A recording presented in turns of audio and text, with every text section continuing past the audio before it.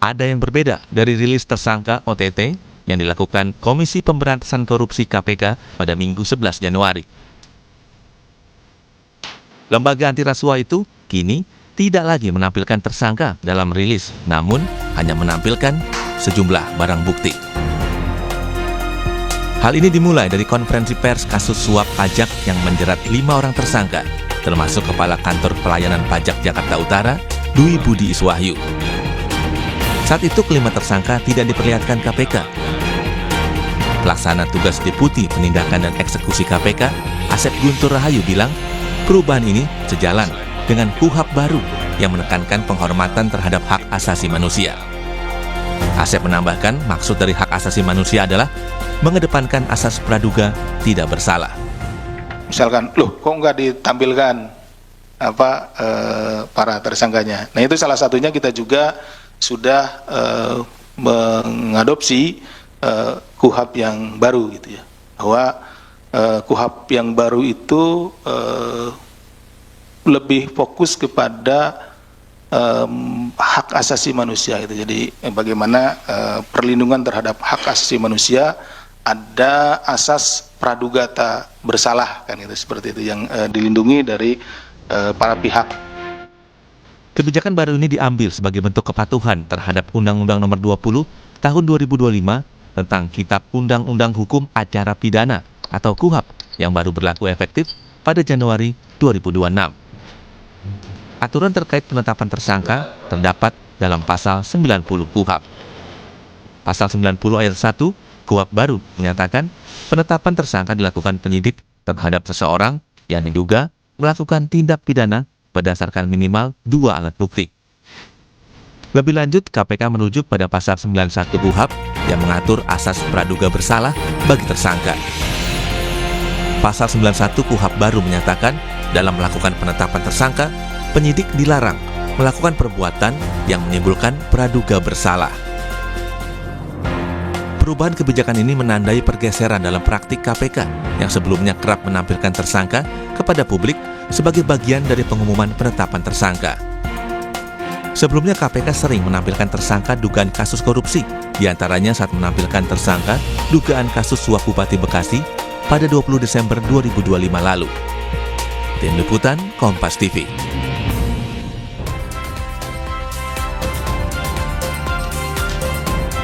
Penerapan KUHP baru langsung terasa di awal tahun ini. KPK yang biasanya menampilkan tersangka saat rilis kini tidak lagi. Alasannya tercantum dalam pasal-pasal di KUHP. Penegak hukum lainnya pun berpotensi menafsirkan hal yang sama, yakni tidak menampilkan tersangka ke publik saat rilis penetapan tersangka.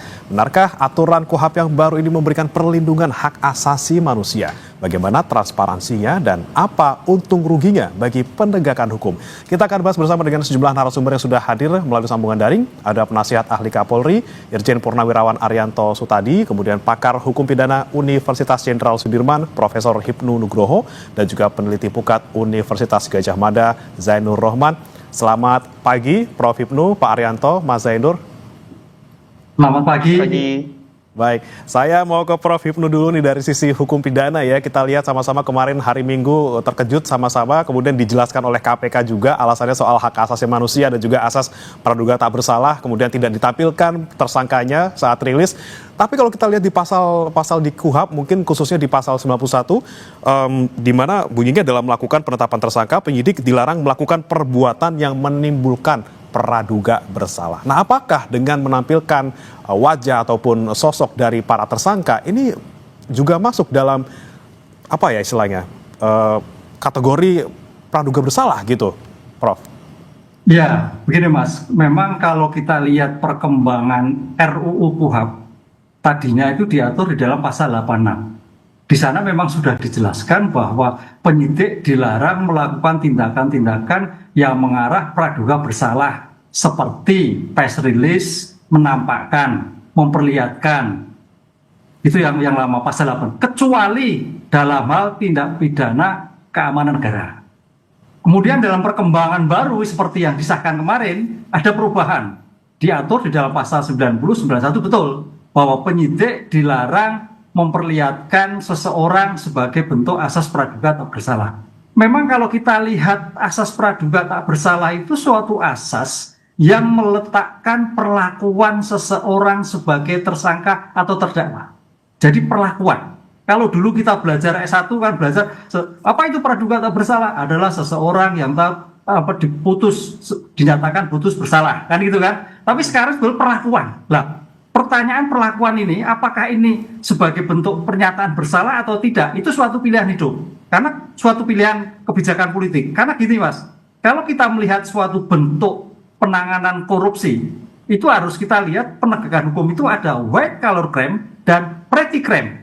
Kalau kita bicara white collar crime, itu ada kejahatan-kejahatan yang luar biasa. Politik hukumnya gitu. Kalau petty crime ada kejahatan-kejahatan kecil. Misalkan pencurian ayam, sepeda, dan sebagainya. Nah, kalau itu merupakan white collar crime, saya kira harus ada perlakuan khusus. KUHP kan dalam rangka penetapan tindak pidana umum. Sekarang apakah korupsi itu masih kualifikasi tindak pidana khusus kategori white collar crime atau tidak? Ini yang dipertanyaan. Kalau kita white collar crime sebagai bentuk penjaraan, saya kira memang harus ada suatu perbedaan. Tapi kalau tidak, ya berarti suatu pilihan hukum. Ini yang harus melihatkan. Karena perlakuan sebagai bentuk praduga tak bersalah itu perlakuan. Misalkan kalau kita lihat upaya paksa, kenapa mesti upaya tahan? Ditahan itu sebagai bentuk praduga bersalah. Karena sudah ditahan dulu.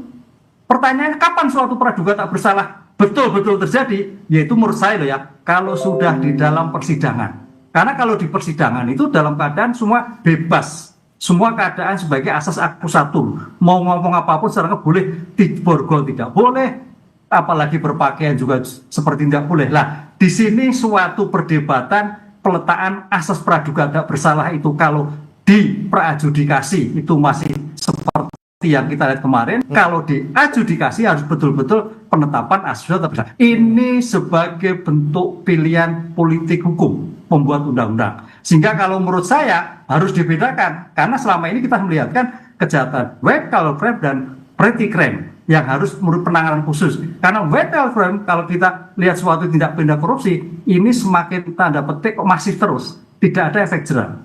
Dan itu apakah hukumannya juga seperti ini juga tidak menimbulkan efek jerah? Perlakuan-perlakuan seperti apa? Lah, kemarin hukumannya terkait dengan misalnya kerja sosial. Apakah kerja sosial masuk korupsi? Korupsi di atas 5 tahun. Akhirnya juga tidak masuk kerja sosial.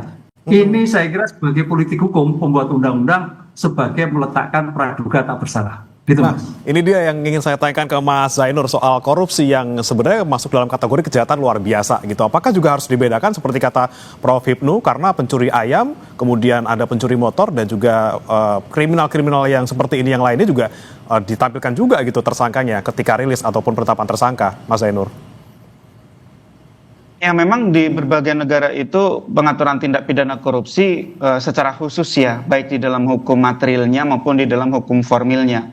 Mengapa perlu diatur secara khusus? Karena ada kebutuhan-kebutuhan untuk menjamin efektivitas penegakan hukum, tetapi di sisi lain juga tetap harus menjamin perlindungan terhadap hak asasi manusia. Sehingga di berbagai yurisdiksi negara lain itu ada yang diletakkan di luar undang-undang kodifikasinya. Jadi diletakkan di luar KUHP di dalam KUHP-nya. Memang untuk negara-negara yang sudah sangat maju, korupsinya sangat rendah, biasanya dikodifikasi. Tapi di negara-negara yang masih melawan korupsi dengan sangat gencar, biasanya itu dipisahkan. Nah, apakah kemudian di dalam pengaturan yang khusus itu boleh untuk menampilkan tersangka ketika misalnya konferensi pers? Ya ini juga kembali kepada filosofi masing-masing negara ya. Ada negara-negara yang sama sekali tidak memperbolehkan untuk menampilkan tersangka misalnya di dalam konferensi pers. Kenapa demikian? Ya kembali kepada presumption of innocence. Negara-negara seperti di negara Eropa itu tersangka tidak ditampilkan karena ya seperti tadi kita bahas ya, bahkan nama pun itu disamarkan dengan inisial. Ya tersangka itu nanti baru bisa dilihat ketika sudah menjadi terdakwa di persidangan. Tetapi ada juga negara yang sudah relatif maju itu masih menampilkan, yaitu US, Amerika Serikat. Di Amerika Serikat itu ada namanya perp walk.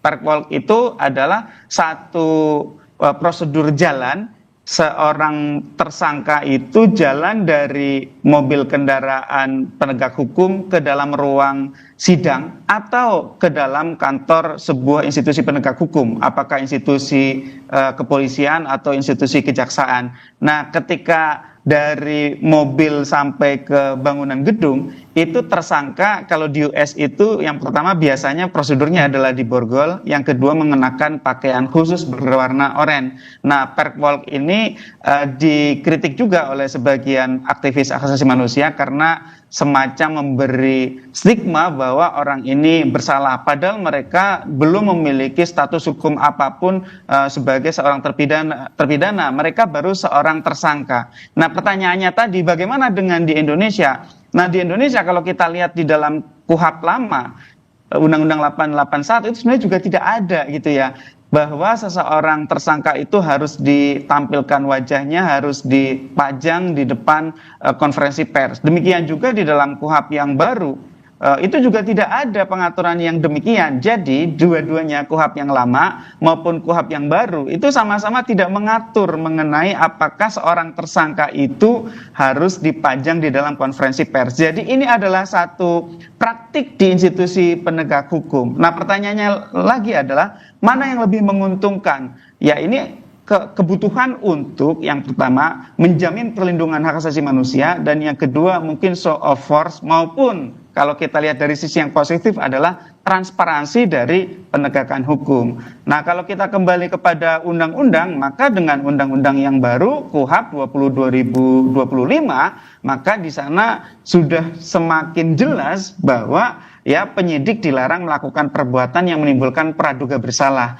Jadi ini yang dilarang adalah ketika penyidiknya itu menunjukkan ya bahwa seorang tersangka itu seakan-akan sudah diputus bersalah. Kalau penyidiknya sendiri boleh dong dengan praduga bersalah. Kalau penyidik tidak punya praduga bersalah, dia tidak akan menetapkan seseorang menjadi tersangka. Tetapi menggunakan perbuatan-perbuatan, menggunakan perilaku-perilaku untuk menyematkan stigma seakan-akan seseorang itu sudah bersalah, itu yang dilarang. Sehingga kalau saya lihat ini kemudian Indonesia ya aparat penegak hukumnya itu harus patuh kepada apa yang sudah diatur di dalam KUHP ini, pasal 91 KUHP, sembari tetap harus menjamin akuntabilitas. Nah, ini yang nanti harusnya diatur secara lebih detail di dalam SOP. Soal KPK kemudian sekarang tidak menampilkan tersangka, ya memang di dalam KUHP yang lama maupun di dalam KUHP yang baru tidak ada ketentuan itu. Gitu, Mas.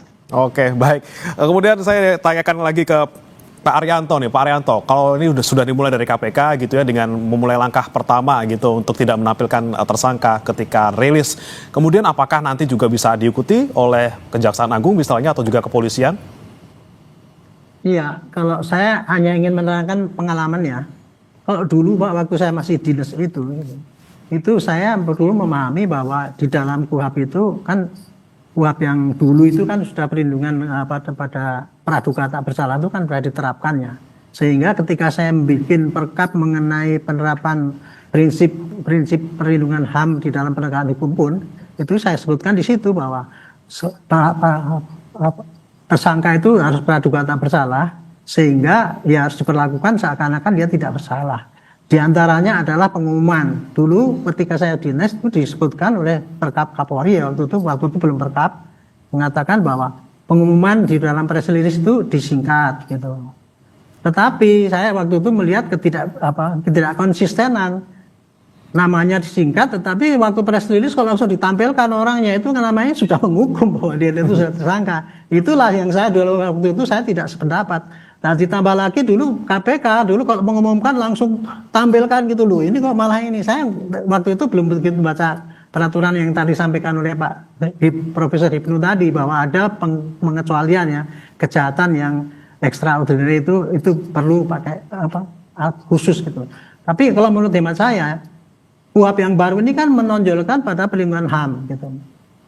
Sehingga saya pikir kalau press release ya memang seharusnya tidak pantas lah kalau itu diumumkan di dalam tampilan orangnya, karena kadang-kadang penyidikan itu nanti berending pada pengadilan yang belum tentu dia bersalah, kadang-kadang ada bebas.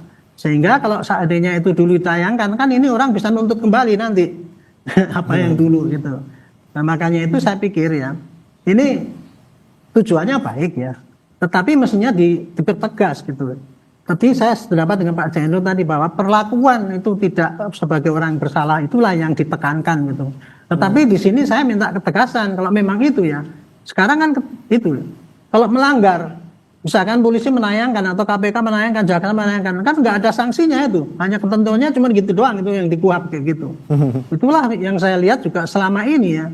Banyak sekali peraturan dalam KUHAP yang mengatur begini, mengatur begitu, tapi kalau dilanggar tidak ada sanksinya. Tidak ada sanksinya, misalnya penyidik itu kemudian di-grounded itu bukan dipidana lah, tapi karena dan dia hanya melanggar kode etik, melanggar disiplin itu mestinya ada sanksinya gitu. Barangkali kalau ada gitu lebih jelas. Jadi intinya kalau menurut saya ya harus ada yang jelas itu perlakuan itu. Nah, menurut ini ya untuk penayangan ini menurut saya kalau dalam DPO itu ya Pak, polisi harus menunjukkan dong DPO-nya siapa ini orangnya ini kan itu. Kan nggak bisa tuh DPO orangnya seperti ini karena hanya melindungi hak asasi manusia. Kan. Makanya itu mungkin ya di setiap entah ada PP entah atau apa itu untuk mengatur supaya jangan sampai lagi terjadi inkonsistensi di dalam penerapan di lapangan itu tadi mengenai penayangan ini tersangka ini diatur khusus sehingga para penegak hukum yang di lapangan itu ada kesamaan pendapat dan tidak lagi menjadi bulan-bulanan para aktivis itu bahwa ini melanggar HAM dan sebagainya. Kita sebagai penegak hukum terus terang pusing Pak dengan hal kayak gitu Pak. Sebagai contoh saja kalau kita tuh nangkep orang itu Pak, apa influencer ya itu, kita kan melanggar HAM itu kan karena tidak ada yang jelas pasti itu mengenai apa yang sebetulnya dilarang dan mengenai apa yang masih boleh itu. Ini saya usulkan dalam kesempatan ini kira-kira itu Pak. Nah masalahnya ini sampai sekarang kan belum ada gitu ya aturan secara spesifik untuk mengatur penampilan tersangka walaupun maupun juga aturan untuk misalnya penegak hukum melanggar dalam tanda kutip asas praduga tak bersalah. Tapi selama aturan itu belum ada nih Pak Arianto, apakah kemudian polisi nanti juga akan mengikuti langkah dari KPK untuk lagi-lagi tidak menampilkan tersangka yang sedang dirilis? Saya tidak tahu ya, saya bukan Kapolri ya Pak, tetapi saya sebagai penasihat saya menyarankan terapkanlah praduga tak bersalah itu secara proporsional gitu. Sepanjang kita itu tidak menunjukkan bahwa dia itu tersangka gitu. Tetapi kalau untuk seperti DPO tadi saya masih boleh. Dan intinya beginilah Pak, jadi bahwa kita terapkan undang-undang yang sudah berlaku. Tetapi supaya pelaksanaannya itu tidak bingung, segera disulis dengan penjelasan yang tegas. Selama peraturan itu tidak ada, maka masing-masing internal kesatuan ya harus bikin peraturan dalam sendiri. Seperti saya dulu bikin peraturan perpol itu, walaupun kemudian dikritik bahwa itu polisi membuat aturan sendiri. Nah, karena waktu itu ada kekosongan hukum yang kira-kira menimbulkan kebingungan, maka haklah kita membuat aturan itu. Jadi selama ini belum ada penjelasan ya masing-masing instansi bikin peraturan sendiri tapi senada dengan apa yang disampaikan oleh hukum itu, undang-undang yang ada. Gitu. Asalkan kalau nanti itu sejalan ya Pak ya. Tentangan pasti kan dianulir oleh yang lebih tinggi lagi itu. Kira-kira gitu pendapat. Oke, baik, tergantung masing-masing lembaga kalau seperti itu. Nah, saya kembali ke Prof. Hipnu. Prof. Hipnu, lagi-lagi ini kita belum ada aturan yang detail terkait bagaimana kita memperlakukan seorang tersangka dan juga belum ada sanksi kalau misalnya ternyata penegak hukum ini melanggar ketentuan asas praduga tak bersalah. Nah, kalau kita bicara soal KPK, ini KPK juga bilang bahwa walaupun tidak ditampilkan tersangkanya, tapi identitasnya dibuka walaupun dengan inisial. Jabatannya dibuka, perannya seperti apa, konstruksinya seperti apa. Di sisi lain juga orang-orang bisa langsung mencari sendiri di Google gitu ya, oh siapa sih namanya, oh ini. Nah, apakah dengan kemudian tidak menampilkan tersangka secara khusus ini hanya sebuah gimmick? Ya, ini memang menarik ya. Dari menarik kalau kita lihat historisnya itu, kita itu Indonesia itu kan dalam tanda petik bekas jajahan Belanda itu kan dulu itu asas praduga bersalah kan gitu. Makanya kalau kita lihat HR dulu itu penangkapan tanpa batas diperlihatkan, kemudian pemeriksaan penyiksaan dan sebagainya itu kan dulu. Lah perkembangan zaman kemudian Undang-Undang 881 itu kita menganut asas praduga tak bersalah kan gitu loh. Yang kemudian KUHAP yang terbaru 2006 ini juga asas praduga tak bersalah yang betul-betul lebih mendalam, yang meletakkan pada orang betul-betul perlakuan. Jadi kalau kita lihat, jadi asas praduga tak bersalah melihatkan perlakuan, bagaimana memperlakukan orang. Kalau kita lihat dalam asas hukum itu asas akusatur, menetapkan sebagai subjek yang sama, kan itu Mas. Nah, oleh karena itu sebagai bentuk perlakuan dalam asas praduga tak bersalah di tingkat penyidikan, ya penyidikan itu tanda petik masih praduga bersalah kan itu. Makanya dalam konteks melakukan upaya paksa penangkapan, penahanan, penyitaan itu sudah bagian bentuk asas praduga bersalah kan itu. Lah sekarang bagaimana menetapkan asas praduga tak bersalah yang agak lebih humanis tapi tidak mempertontonkan. Ini kan suatu mix tipe. Kan itu kalau kita lihat batas mana penetapan praduga tak bersalah dan mana tidak praduga tak bersalah. Tadi saya katakan di pengadilan betul-betul merupakan asas praduga tak bersalah. Baik pakaiannya, bicara, semuanya bebas kan itu. Lah di tingkat penyidikan nggak seperti itu. Lah oleh karena itu dalam seperti saya sepakat tadi Pak Jainur, Pak tadi, ini sebagai masih asas praduga tak bersalah harus ada suatu bentuk tersendiri yang melibatkan, karena ini dilihat masyarakat. Masyarakat juga melihat bagaimana kinerja penegak hukum, siapa sih orang dan sebagainya, bagaimana akuntabilitasnya, bagaimana sosoknya, apalagi untuk melihat suatu efek jerah. Konsep mix tipe antara praduga tak bersalah dan bersalah dalam mempertontonkan ini saya kira sebagai bentuk ada suatu kajian tersendiri, perlakuan sendiri, sehingga masyarakat juga melihat, oh seperti ini toh orang, karena apa ya, tindakan-tindakan itu punya dimensi pencegahan. Ingat loh, penindakan berdimensi pencegahan. Kalau kita hanya bicara pencegahan, tidak mungkin bisa seperti sekarang. Tapi kalau penindakan juga tidak mungkin. Oleh karena itu dimensi penindakan yang terkait dengan misalnya mempertontonkan berdampak pada pencegahan. Nah, ini yang saya kira harus berpikir holistik. Tidak hanya memperlihatkan, tidak memperlihatkan, tapi juga berdimensi pada akuntabilitas politik masyarakat untuk tidak melakukan seperti yang ditayangkan, yang diinformasikan dalam penegak hukum seperti itu. Ini dia yang saya mau tanyakan ke Mas Zainur. Ini dilema nih antara pemenuhan hak asasi manusia, transparansi, dan juga lagi-lagi efek jerah dan juga untuk pengingat kepada masyarakat untuk jangan melakukan hal serupa. Ketika tidak ditampilkan tersangkanya, kemudian bagaimana masyarakat bisa melihat contoh buruknya agar tidak meniru, dan juga nanti efek jerah untuk para pelaku korupsi terutama ini juga semakin sedikit gitu ya, rasa malu ataupun rasa enggan untuk berbuat pidana. Ya, khusus untuk efek jerah itu sebenarnya diletakkannya kepada bentuk pemidanaannya. Jadi efek jerah itu baru boleh diterapkan ketika seseorang itu sudah diputus bersalah karena melakukan satu tindak pidana. Nah, jadi menurut saya perdebatan soal menjaga privacy, menjaga hak asasi manusia ini ada di perdebatan soal perlindungan hak asasi manusia dengan efektivitas penegakan hukum. Terkait dengan apa? Terkait dengan transparansi. Karena di Undang-Undang KPK, Undang-Undang 19 2019, itu di sana dikatakan bahwa KPK itu di dalam menjalankan tugas dan kewenangannya itu harus transparan. Nah, kalau tidak transparan, bagaimana publik bisa ikut mengawasi? Jadi kan ini publik pengen tahu nih, siapa sih tersangkanya? Oke lah, harus dijaga hak asasi manusianya, karena dia baru tersangka. Tapi publik juga harus memastikan bahwa tersangka itu bukan merupakan orang yang lain gitu ya.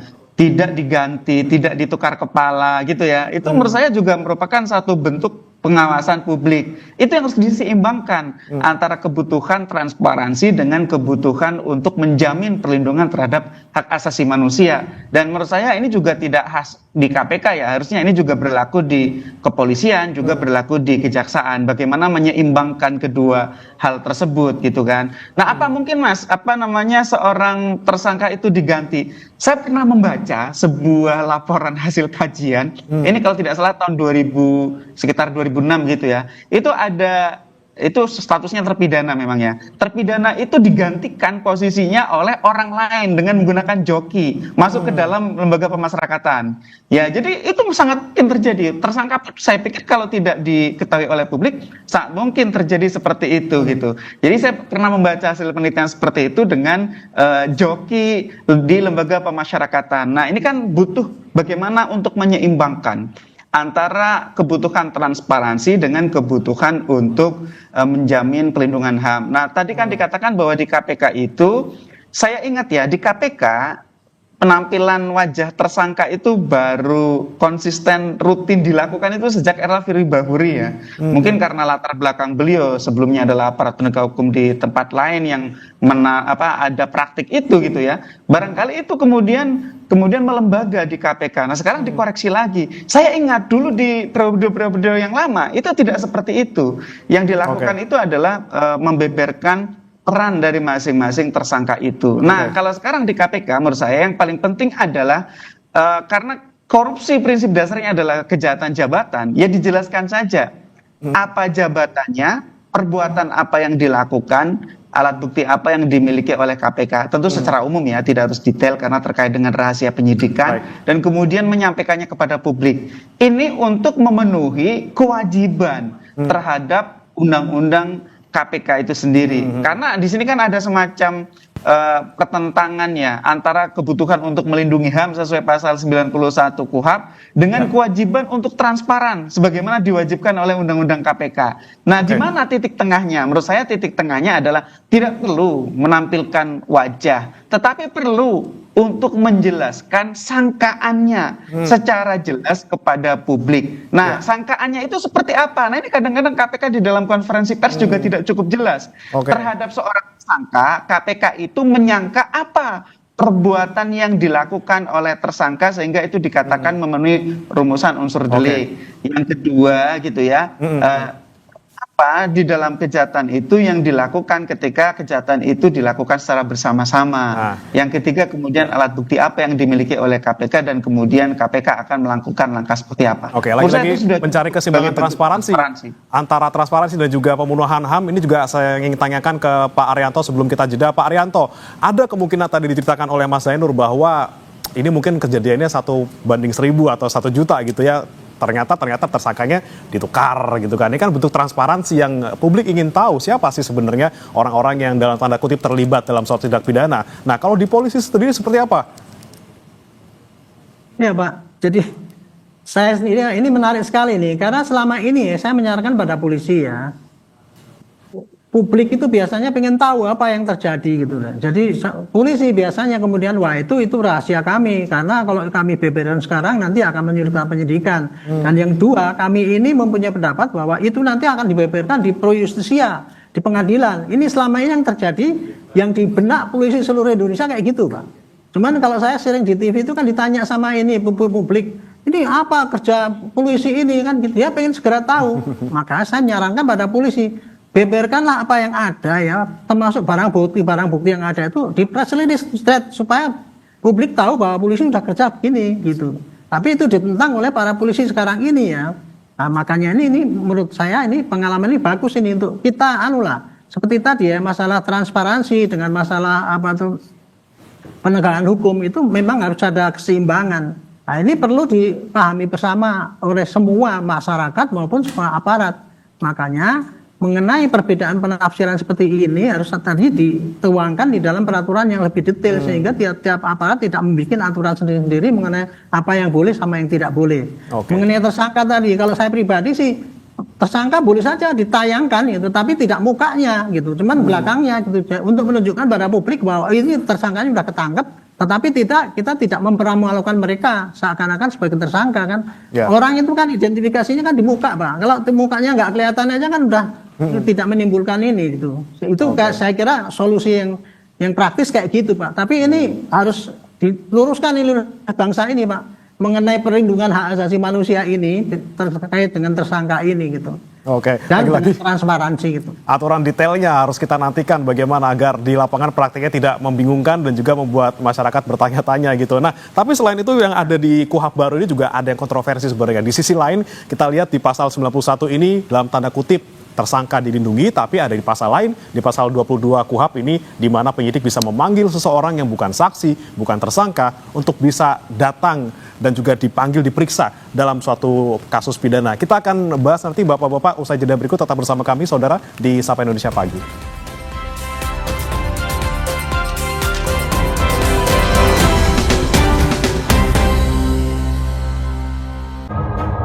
Upaya mencari solusi dari banyak sisi memerlukan pemikiran, kematangan, dan kebaruan. Dengan kesadaran guna menciptakan perubahan. Bersama saya, Yogi Nugraha, dalam Satu Meja The Forum. Ini nih yang gue cari, aku Viva. Ngelewatin teknologi yang ngejaga kemurniannya. Jernih banget, bikin sejuk di tiap teguk. Ini air mineralnya baik untuk tubuh. Aku Viva, murni, pasti sejuknya. Dari Wings Food. Mau ngingetin aja, jangan tarentar terus. Harus diganti dengan sigap terus. Harus selalu siaga dan siap terus. Pertama, imunisasi rutin lengkap dan tepat waktu terus. Kedua, cuci tangan pakai sabun terus. Ketiga, agar bayi tumbuh kembangnya optimal, berikan makanan bergizi dan camilan yang sehat terus. Selalu sigap terus dengan melakukan 3 hal tersebut bisa mencegah infeksi dan penyakit. Kakekmu yang itu juga dong. Tapi gigi kakek. Gak usah khawatir, Poliden Adhesive membuat Anda bisa menggigit kuat dan cegah terperangkapnya sisa makanan. Poliden Cleanser, bunuh bakteri lebih kuat dari pasta gigi. Pusing, kejar setoran. Yang penting kerja halal. Fresh Care dong halal. Capek kena PHP? Pilih yang pasti-pasti aja. Fresh Care, pasti aromanya, pasti fresh hangatnya. Fresh Care, hangatnya selalu bikin fresh. Bertahun-tahun, Hotin Cream telah jadi teman harian. Bantu redakan pegal akibat kerjaan dan saat jalan-jalan, serta nyeri otot, olahragawan. Balur Hotin, panasnya mijit, hotnya in sampai ke dalam. Gak lengket, tanpa bekas. Hotin Cream. Ini nih yang gue cari, aku Viva. Ngelewatin teknologi yang ngejaga kemurniannya. Jernih banget, bikin sejuk di tiap teguk. Ini air mineralnya baik untuk tubuh. Aku Viva, murni, pasti sejuknya. Dari Wings Food. Aturannya atau regulasinya sudah ada belum? Ini WNA boleh masuk, tapi tidak duduk dalam manajemen pengambil keputusan. Lugas beradu pendapat. Drifting ini sebetulnya kan melanggar hukum. Pasti ada mafia di baliknya kan? Yang membackingi kalau gitu siapa? Ya ada teman-teman di pemerintah. Perspektif bisnis dan kebijakan. Industri kita kan 200 triliun sekian. Ini dianggap sebagai ancaman atau peluang sebetulnya? Peluang buat siapa ini? Simak Business Talk, Selasa pukul 10 malam di Kompas TV.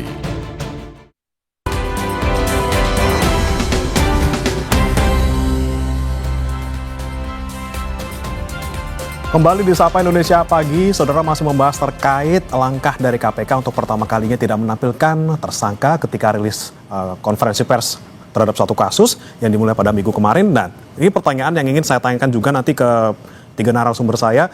Yang pertama saya mau ke Pak Prof. Hipnu dulu nih terkait dengan adanya, tadi kan kita kan bicara soal pasal 91 di KUHP gitu ya, soal melindungi ataupun jangan sampai ada asas praduga bersalah di sana untuk tersangka misalnya. Tapi ada juga di sisi lain di pasal 22 KUHP di mana disebutkan penyidik dapat memanggil seseorang untuk memperoleh keterangan tanpa sebelumnya ada status saksi maupun tersangka.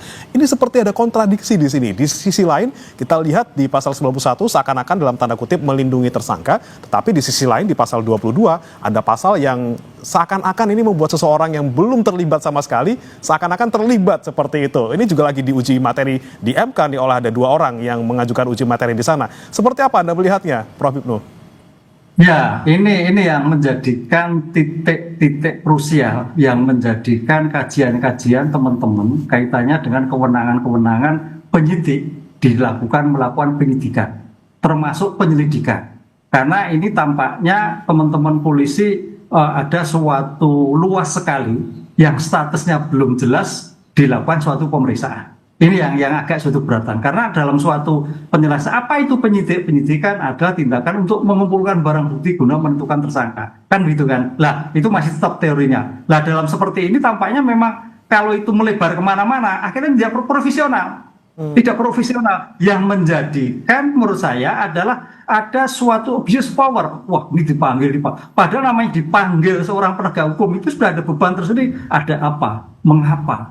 Apa salah saya? Kan begitu. Lah, oleh karena itu dalam hal seperti ini saya lihat semangatnya bagus. Semangat pembuat undang-undang penyidik bisa memanggil yang sebelumnya statusnya belum apa. Tapi ini sebagai bentuk saya kira kurang profesional. Kan itu. Karena namanya suatu perkara, kalau kita lihat dalam teori kriminalistik, teori triangle antara perbuatan, TKP dan alat bukti itu harus sudah jelas pihak-pihak yang diperiksa itu, kan itulah. Lah, kalau itu sudah melebar, saya kira kurang pas menurut saya. Ini yang sangat dikritisi oleh teman-teman kok jadi melebar kemana-mana, kan itu. Sehingga menjadikan suatu chaos penanganan suatu perkara. Padahal penanganan perkara itu harus betul-betul silent, bagus, tepat, tapi profesional. Lah, ini yang saya kira menurut saya agak sedikit kurang pas kaitannya dengan siapapun bisa dipanggil. Betul sebagai kewajiban negara, betul kewajiban untuk keterangan, tapi harus statusnya jelas dulu, baru ditentukan kan itu loh. Karena kita melihat profesionalisme. Ingat loh, dalam suatu konsep-konsep pengungkapan perkara itu harus jelas apa peran, status dan sebagainya. Ini yang saya kira menjadikan suatu PR tersendiri dalam suatu pengungkapan perkara. Maksud saya mungkin bagus ya, tapi jangan seperti itulah mungkin dalam implementasinya. Sehingga kalau toh dalam undang-undang disampaikan punya kewenangan seperti itu, jangan diterapkan. Kan gitu. Karena ini akan menjadikan chaos tersendiri dalam suatu pengungkapan perkara. Nah ini dia nih, jangan digunakan walaupun ada wewenangnya seperti itu. Saya tanya ke Pak Arianto, kalau di polisi sendiri seperti apa? Kemudian menanggapi adanya pasal 22 KUHP, di mana penyidik dapat memanggil orang yang tidak berstatus saksi ataupun tersangka untuk bisa diperiksa dalam suatu tindak pidana?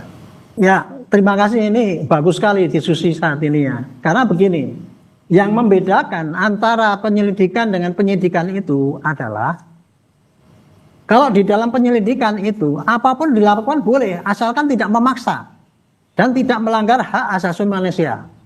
Kalau penyidikan itu ada unsur memaksanya karena mempunyai kewenangan gitu. Padahal yang namanya penyelidikan dan penyidikan itu sama-sama tugasnya, yaitu mengumpulkan barang bukti. Mohon maaf Prof ya, saya sebagai pelaku di lapangan, kalau polisi itu tidak boleh berbuat apa-apa, nanyain orang aja tidak boleh, ngirim surat, memoto nggak boleh. Gimana kita mau mencari data-data mengumpulkan itu? Itulah, jadi makanya itu di dalam yang lama itu saya waktu itu bikin aturan mengenai penyelidikan, Perkap. Penyelidikan adalah tindakan apapun dalam rangka mencari pengumpulan barang bukti, tapi dengan catatan tidak boleh pakai upaya paksa. Contoh memanggil, manggil diganti dengan mengundang. Mengundang itu mau dipanggil, mau datang boleh, mau tidak boleh. Itu tidak melanggar hak asasi manusia.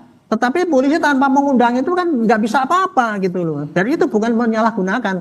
Disinilah saya ingin mengkritisi ya, bahwa sekarang ini kriminalisasi gitu. Masa kita memanggil saja, mengundang sudah dianggap kriminalisasi, sudah praduga tak bersalah. Inilah, jadi saya ingin tekankan kembali ya. Penyidikan sama, mencari keterangan, alat-alat yang perlu untuk menentukan pidana itu ada. Bedanya adalah kalau penyelidikan itu tidak ada paksaan, sehingga tidak perlu diatur pakai kewenangan. Karena itu semua orang pun boleh nanyakan, mengambil foto, asalkan minta izin, gitu. Tujuannya apa? Itu. Saya kira itu. Jadi intinya adalah jangan sampai ini ya, kewenangan seakan-akan penyidikan kok besar sekali untuk polisi. Tidak. Penyelidikan polisi itu boleh apa saja asalkan tidak pakai upaya paksa. Jadi tidak akan dia melanggar hak asasi manusia, saya kira gitu. Oke, jadi masalah diksi ya sebenarnya ya, untuk memanggil ataupun mengundang tanpa paksaan sebenarnya seperti itu. Baik, saya ke Mas Tadi Zainur. jelaskan di penyidikan, mau penyelidikan dulu Mas tadi Mas, maaf. Oh, penyidikan terkait dengan dalam penyelidikan itu mengundang. Penyelidikan bukan pasal 22. Penyelidikan iya. Memanggil. Ya, kalau penyelidikan oke, Pak. Penyelidikan oke. Kalau penyidik lah itu kita yang. Kalau penyidikan itu memanggil, kalau nggak bisa dipanggil, klarifikasi ya. Kan gitu. Dan tergantung tergantung tahapannya apa ya, penyidikan ataupun penyelidikan. Iya, nah, saya tanya ke Mas Zainur juga nih, Mas Zainur, kalau untuk khusus di kasus korupsi misalnya, Anda melihat misalnya dari pasal 22 tadi soal pemanggilan orang yang tanpa status gitu, apakah ini kemudian efeknya positif atau negatif nih? Di satu sisi bisa membuka kembali misalnya aliran dana ataupun apapun itu, atau kemudian sisi negatifnya ya jadi orang yang tadinya tidak bersalah menjadi seakan-akan merasa bersalah seperti itu. Ya, KUHP itu sangat berkaitan dengan bagaimana mencegah korupsi di bidang penegakan hukum ya.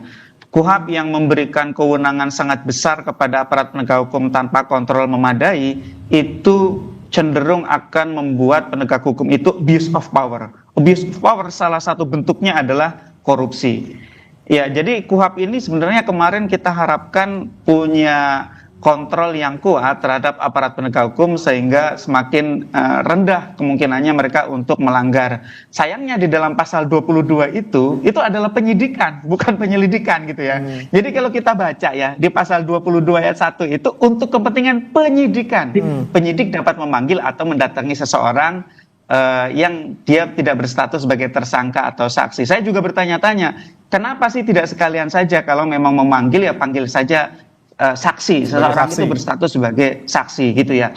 Kalau untuk penyelidikan ya saya biasa melihat di film-film di Eropa, di Amerika itu hal yang biasa ya. Penyelidikan itu kan si penyelidiknya tidak punya upaya paksa. Betul keterangan dari Pak Rianto tadi. Tapi kalau penyidikan itu beda lagi. Nah, kalau statusnya itu bukan seorang saksi, bukan seorang tersangka, bagaimana perlindungan hukum kepada orang yang dipanggil atau didatangi itu? Kalau tidak disematkan status. Nah, ini kan kemudian pasal 22 ayat 1 ini membentuk ya, zona abu-abu gitu ya, yang kemudian perlindungan terhadap orang yang dipanggil itu tidak jelas, tetapi juga kewenangan dari aparat penegak hukum juga tidak jelas gitu ya. Karena kalau statusnya sebagai saksi, statusnya sebagai tersangka, masing-masing itu ada hak yang sudah diatur. Ada undang-undang pelindungan saksi dan korban, ada undang-undang di dalam KUHP itu sendiri yang melindungi status tersangka, apa saja haknya gitu ya. Itu jelas gitu ya. Tapi kalau terpanggil, nah terpanggil itu status apa? Kan tidak jelas. Apakah si terpanggil ini berhak untuk memperoleh hak-hak sebagaimana saksi di dalam undang-undang PSK, perlindungan saksi dan korban,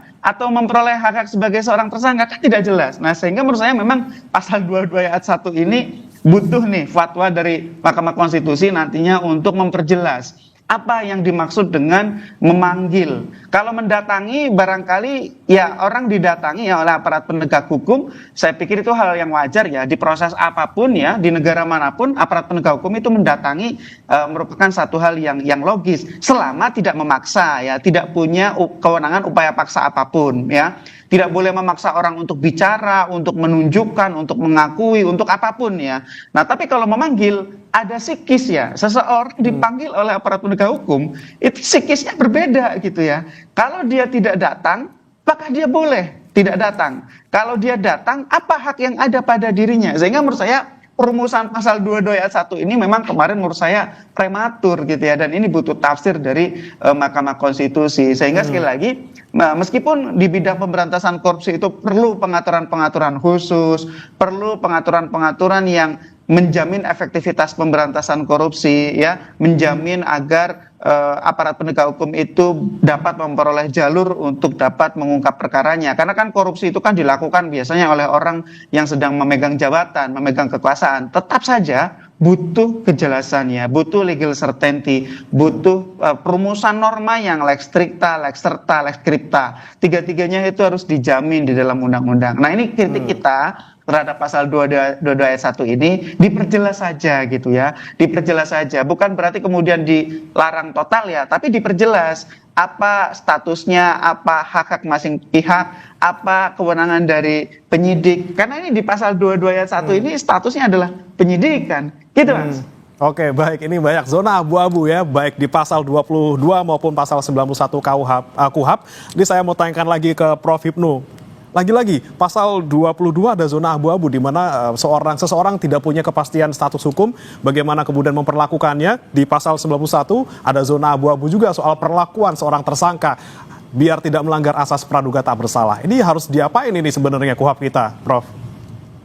Ya, tadi saya katakan, ini memang suatu terobosan baru ya. Saya berpikir memang kayaknya pembuat undang-undang melihat bagaimana mengungkap suatu perkara yang ternyata pada waktu itu tertinggal gitu loh. Makanya tadi saya katakan dalam konsep teori pengungkapan perkara ada suatu yang tertinggal, padahal dia mungkin sebagai suatu yang sangat dibutuhkan dalam pengungkapan perkara. Lain mau seperti apa? Padahal suatu yang menentukan sekali. Padahal kalau kita lihat saksi juga tidak, terlapor juga tidak, semua tidak. Tapi ternyata dari pengungkapan tersebut, orang tersebut mempunyai kualifikasi, mempunyai nilai dalam mengungkapkan suatu perkara. Ini saya melihat pada waktu pembuatan. Kayaknya seperti itulah. Oleh karena itu dalam seperti ini memang kita kan harus mencari kepastian hukum. Mencari kepastian sebagai bentuk perlindungan, terutama perlindungan dipanggil. Oleh karena itu dalam seperti ini, makanya kemarin kita kajian dari teman-teman mahasiswa, dosen itu, wah ini perlu diperjelas. Bagaimana seperti ini menjadikan abuse, tadi Mas Yanwar, ini menjadikan kacau, ketidakkejelasan. Padahal namanya hukum acara pidana itu adalah hukum bagaimana meletakkan penegak hukum untuk taat pada hukum yang dibuatnya. Tidak memerlukan tafsir, tidak ada suatu tafsir A, B, C dan sebagainya. Harus lex stricte tadi saya katakan. Itu yang terjadi. Oleh karena itu mudah-mudahan walaupun itu sudah ada sambil menunggu kepastian dari MK, mungkin teman-teman yang mengajukan gugatan, cobalah itu jangan digunakan. Kan itu. Saya masuk bagus itu, karena kemungkinan dalam pengungkapan perkara itu ada yang tercecer, loh Mas. Ada yang tercecer, ini ada yang kurang ini. Karena namanya penegakan hukum kan berkembang.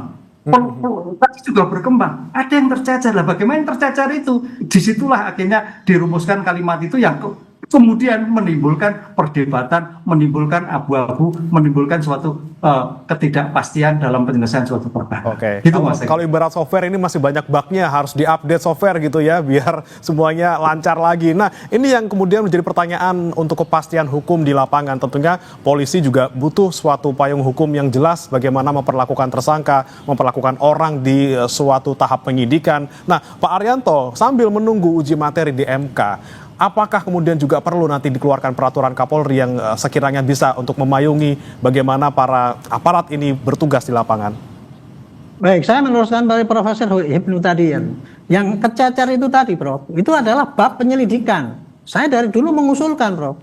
KUHP itu kelemahannya adalah tidak ada bab penyelidikan. Padahal penyelidikan itu bagian daripada proses untuk penyidikan proses untuk pemidanaan ya, mulai dari penyelidikan, penyidikan, kemudian penuntutan sampai di peradilan. Nah, kemarin kita sudah mengusulkan mati-matian supaya bab penyelidikan itu diadakan, ternyata tetap tidak ada. Akibatnya itu tadi, nggak ada bedanya antara penyidikan dengan penyelidikan. Itu yang dicurigai polisi seakan-akan mencari kewenangan yang banyak. Padahal kalau bab penyelidikan itu ada, di penyelidikan bolehnya begini, tidak bolehnya begini gitu. Jadi saya sarankan kalau tadi MK untuk menunda itu saya setuju saja. Tapi nanti supaya akan ditambah dengan bab penyelidikan itu baru clear. Tidak ada lagi tarik ulur di lapangan itu antara tuduhan pada polisi kriminalisasi lah, kewenangan terlalu besar lah. Itu dan pada anggota di lapangan itu betul-betul firm. Dan kami sendiri kalau nanti bikin perpol jangan dikontra lagi, karena kalau bikin aturan sendiri ya kita bikin perpol karena aturannya itu kurang dan kemudian supaya anggota di lapangan tidak begitu confused gitu, ya harus bikin peraturan sepanjang itu tidak bertentangan gitu kan. Jadi saya kira ini bagus ya kondisi kayak gini ini sekarang ini, mudah-mudahan para pembikin undang-undang itu bisa menerima apa yang kenyataan di lapangan. Kami pengalaman di lapangan, Prof, tadi kan, yang namanya penyelidikan itu dibutuhkan untuk mengungkap suatu kejadian yang